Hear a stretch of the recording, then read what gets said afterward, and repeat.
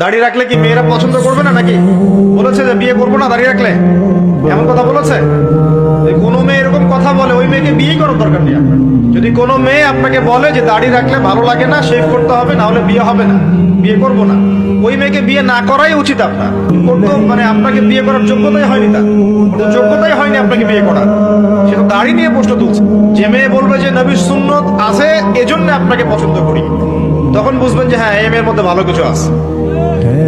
যেই মেয়ে দেখবে যে আপনি নামাজি কিনা, যেই মেয়ে দেখবে আপনি নামাজি কিনা, দাড়ি আছে কিনা, ইমানদার কিনা, দিনের জন্য কিছু করেন কিনা, হালাল খান কিনা, ওই মেয়ে ইনশাল্লাহ আপনার ঘরে শান্তি দিবে।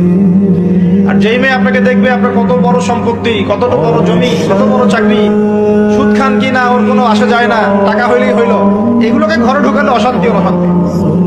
দাড়ি রাখলে কি মেয়েরা পছন্দ করবে না নাকি? বলেছে যে বিয়ে করবো না দাড়ি রাখলে, এমন কথা বলেছে? কোনো